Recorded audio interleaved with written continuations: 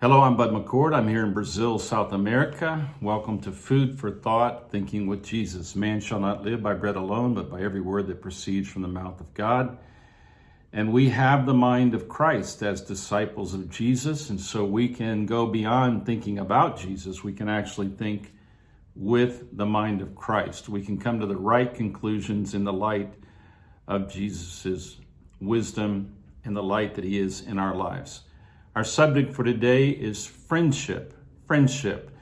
There's a very interesting verse in John chapter 15, verses 13 through 14, and it has a phrase or two in it that are very difficult to understand. At least they have been for me, but I'd like to share some of the thoughts I've had about what Jesus said, because I know the problem is not with what he said, it's with my understanding of what he said.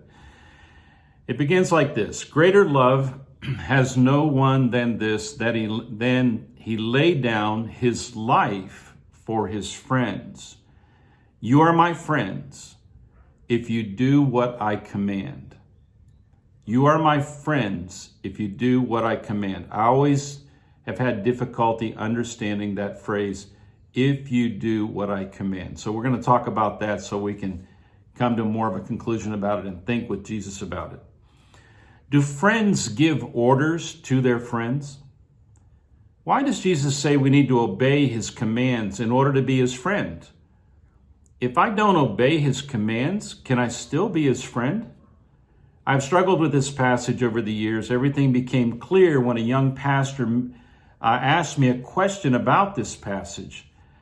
I didn't have an answer, so I prayed to God asking for wisdom. At that moment, I received from him something new about being his friend.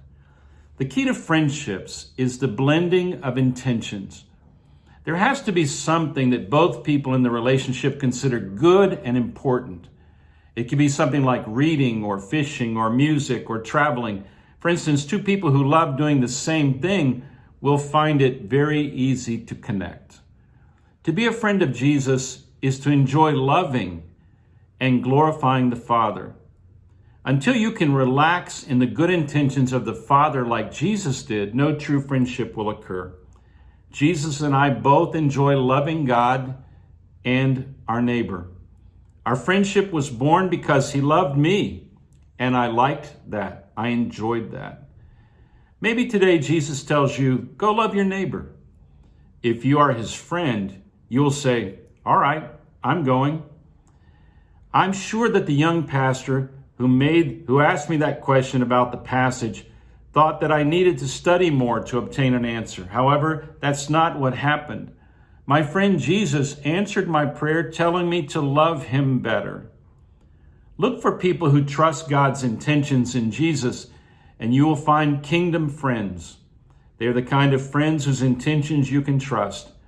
When intentions begin in God, you can feel free to enter into or wander into any relationship.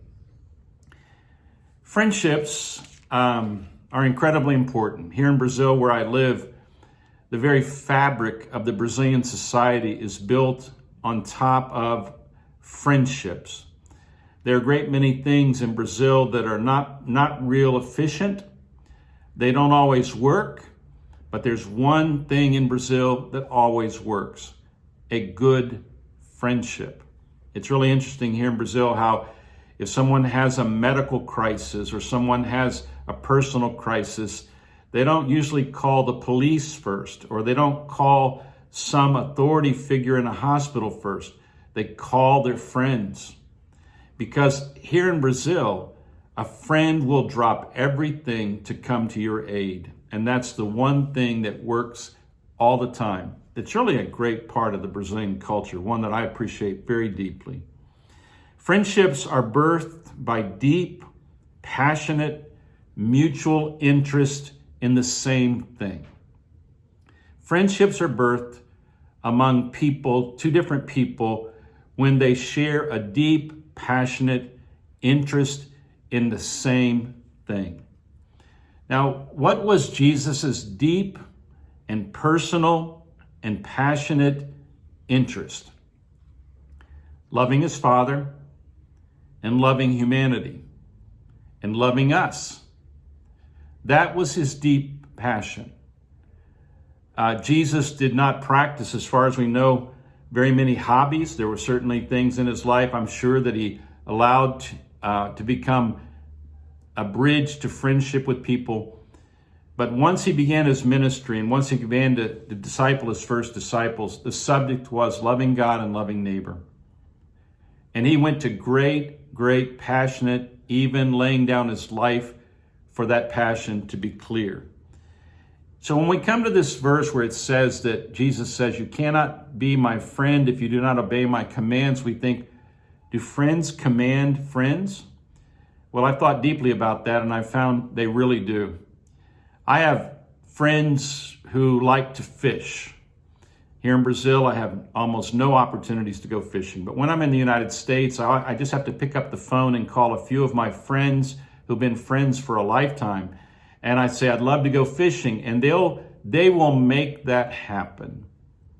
But the most interesting thing in the world about a good friend is friends are always giving orders to friends. When I'm fishing with my friends who really know fishing, they'll look at my tackle, they'll look at my rod and reel, they'll look at my bait, they'll look at everything I've got, and they're very open. They said, oh, that's not going to work. The fish won't bite that. That pole's not going to work. Man, you've been in Brazil too long. You don't know what you're doing with that. And they begin to order me around, but they're ordering me around because they know I want to be good at fishing.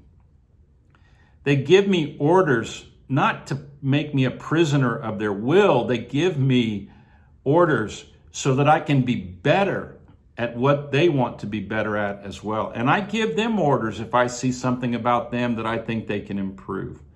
I have other friends with whom I play golf, and it's amazing how the really good golfers, my friends who play, and almost all my friends are better than me, they look at me and say, Bud, your posture's not right. Man, Bud, that golf ball, you beat that thing to death. Put a new golf ball on that tee and hit a new golf ball.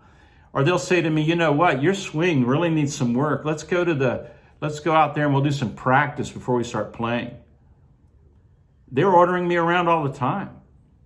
People who are friends because of literary taste, they like to read. And so they'll say, you need to read this book. You need to buy this book. Here are 10 books you should read in the next year. And they're very emphatic about it, and they order us. Well, Jesus was emphatic and passionate about loving the Father and loving our neighbors. And so he got very, very clear with his friends. He said, turn the other cheek, go the extra mile. Tell the truth all the time. Make it your goal to love like your Heavenly Father loves. Forgive not just 7 times, forgive 70 times 7. Why would Jesus command us with such passion? It's because we connected with him because of love. His love for us came first.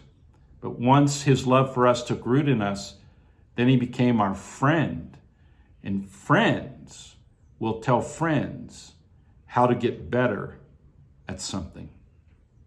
Friends will tell friends where you catch fish, where the best golf course is, where the best book is. Friends command friends, not for control, but perfecting something we're both passionate about. Expect Jesus to keep pressing you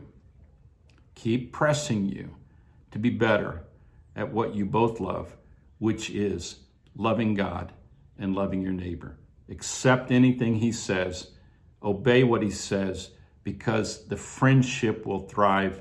You'll get better at love, because when Jesus talks about love, he really knows what he's talking about. God bless you. Think on this with Jesus.